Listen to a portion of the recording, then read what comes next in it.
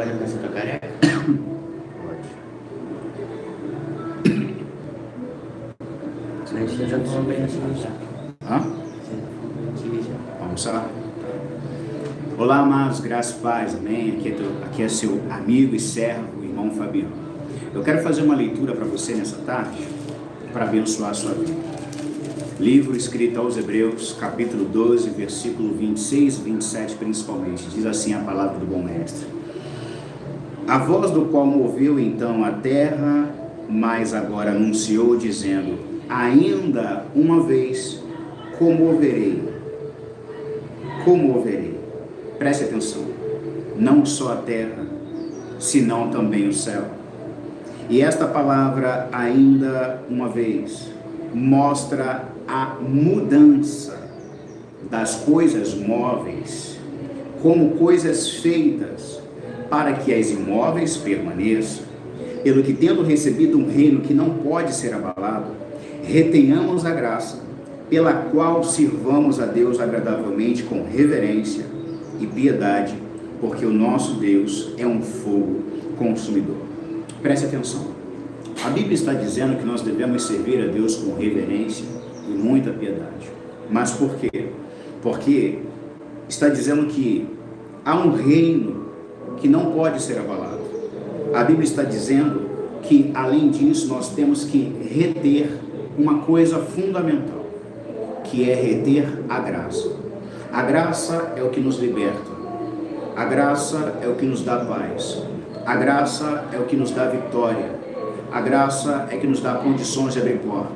Mas também, a graça é que nos fez estarmos, mesmo embaixo, mas em espírito, assentados nas regiões celestiais.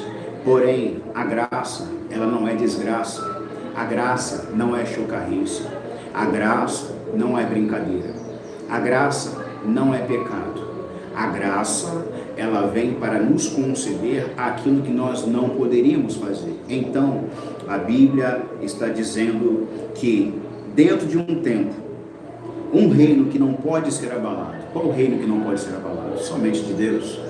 Versículo 28. Retenhamos então a graça, pela qual sirvamos a Deus agradavelmente com reverência e piedade. Então, hoje, nesse momento em que você está assistindo esse vídeo, a Bíblia está dizendo para nós que nós temos que servir a Deus com reverência e piedade. Mas diz que nós temos que servir a Deus de modo agradável. E a melhor maneira de servir a Deus de maneira agradável é servir a Deus de uma maneira livre, tranquila, correto? Entretanto, Satanás, ele é descortinado. Satanás, ele é descoberto por causa das suas mentiras. Satanás é descoberto porque ele é mentiroso e ele é o pai da mentira. Veja, a Bíblia está dizendo aqui que esse reino é conhecido. Que reino? O reino que ele citou, o reino divino. Então está dizendo que o reino de Deus, ele é conhecido por regiões celestiais. Aonde, apóstolo, está escrito regiões celestiais? Ora, está escrito lá na carta aos Efésios. Então, desse reino, Satanás trabalha para controlar, dominar. Mais uma vez eu quero dizer isso, a mente humana. Então, as regiões celestiais, a princípio, começam aqui. A Bíblia diz que Paulo foi arrebatado ao terceiro céu e depois ao paraíso. Se ele foi ao terceiro céu é porque existe o segundo e existe o primeiro, concorda? Portanto, nós estamos aqui vivendo neste momento num local de reino e de primeiro céu. Nós estamos no cosmos, na Terra, física, planeta Terra. Você olha e vê, planeta Terra. Entretanto, como nós somos da salvação, nós estamos em dois ambientes. Tanto na questão do cosmos na Terra, mas espiritualmente, Deus nos deu a capacidade de sermos vitoriosos e movimentarmos no espiritual. Nós somos salvos no espírito. Aí a Bíblia vai nos dizer que Satanás, ele é mentiroso e pai da mentira. Então, a derrota que ele disse que iria finalizar na sua vida é uma mentira. É uma mentira deslavada de Satanás. Agora há pouco eu conversava com a minha irmã, obrigado Espírito Santo, e falando sobre coisas profundas, muito profundas, eu dizia, mana, esse momento agora é um momento em que o inferno está muito agitado, muito. Por quê? Porque existem leitos que têm que ser chamados para que o balanço feche. A sangria tem que bater direitinho, a conta tem que fechar. Não vai ficar ninguém de fora. Jesus entregou a vida por todos que ele sabe quem são, e ele não vai deixar nenhuma das suas ovelhas, nenhuma, ficarem desgarradas do aprisco. Ele veio como um bom pastor e veio para nos salvar. E dentro do meio das hostes malignas, há pessoas que são dele. E então essas pessoas estão sofrendo grandemente. Se os pais não tiverem ouvidos atentos, pessoas para ministrar, pessoas a falar, pessoas a dizer, olha, calma, Deus está no controle, vai ocorrer uma obra, o Senhor vai entrar, o Senhor vai fazer. Talvez os pais e as mães entrem em colapso nervoso, em desespero. Mas eu venho da parte de Deus dizer para você, pai e mãe, Deus está no controle. Deus está absolutamente no controle. Ele quer que chegue um momento onde vai haver uma movimentação, um abalar. Ele está dizendo que dentro de um tempo vai ocorrer vai ocorrer uma mexida no mundo espiritual.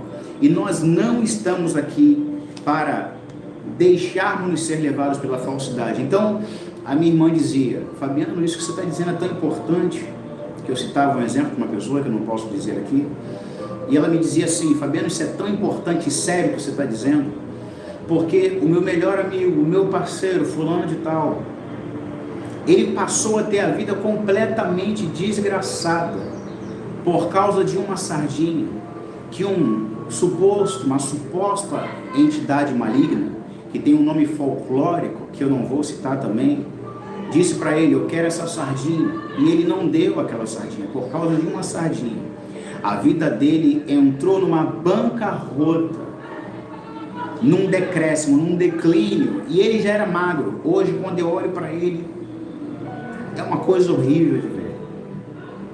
Más companhias, cigarro na mão o tempo todo, droga, bebidas, aquela coisa que você conhece, por causa de uma sardinha. Mas, para nós que somos filhos, que estamos vivendo o Novo Testamento, nós temos que reconhecer que existe uma verdade, existe uma realidade, existe uma essência. Então, quando nós nos tornamos um com o Espírito da verdade, e quando nós adotamos plenamente a palavra da verdade, nós entramos então no mundo espiritual. Vai chegar um momento em que Deus vai movimentar, vai abalar. Então, a verdade é que, mais uma vez, a verdade é que, Hebreus 12, versículo 26 a 8, está dizendo a Bíblia Sagrada aqui, está nos mostrando que a verdade é que Deus está estabelecendo o seu reino, e que no final de todas as outras realidades que nós não enxergamos, que nós não vemos, os sábios judeus dizem que nós só conseguimos enxergar cerca de 1% de toda a realidade. Então, vai chegar um momento em que Deus vai movimentar, em que todas as coisas vão estar absolutamente, completamente, graças a Deus por isso, completamente, ou seja, até o final, os governantes, os reinos, debaixo do domínio de Deus. E quando esse tempo, esse período chegar, vai acontecer isso que está escrito na Bíblia.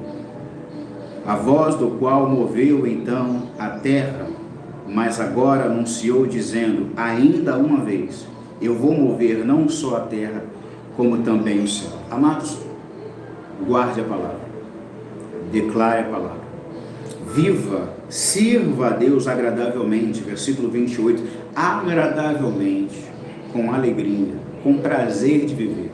Acorde dizendo, bom dia Espírito Santo, abra a sua janela, saúde o sol, diga sol bem-vindo, diga o quão alegre e feliz você é por ter a sua família, por ter o seu povo contigo, você principalmente que ainda não perdeu ninguém, nesse período tão, caótico, de já batendo aí 4.000 mortos por dia, desse espírito maligno, é uma potestade que está atuando, mas com permissão de Deus, porque o fim está próximo.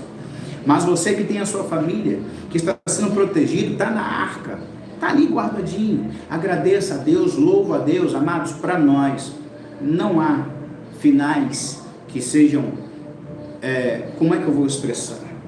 Para nós que somos filhos, que servimos a Deus agradavelmente, ainda que ocorra coisas das mais absurdas, ainda nós continuaremos a servir a Deus agradavelmente, porque nós somos filhos. Então, vai chegar um momento em que a conta vai fechar. E quando essa conta fechar, todas as fortalezas mentais aqui no primeiro céu já não operarão mais contra nós, já não terão força contra nós. Aí Deus vai estabelecer o seu reino. Viveremos um tempo maravilhoso aqui na terra. Mas não esqueça, declare a palavra, ministre a palavra, mas não esqueça que o mais importante é ouvirmos a palavra. O mais importante é ouvirmos. Pregador, ouça mais a palavra. Não se preocupe apenas em dizer, em falar, em anunciar. Não se preocupe em ficar desesperado, em ir para um lugar e para o outro, não. Se preocupe em ouvir, tá? Depois eu vou falar sobre isso. Fique com essa palavra. Que Deus te abençoe. Manifeste mais e mais bênçãos sobre a sua vida, em nome de Jesus. Graça e paz. Até já.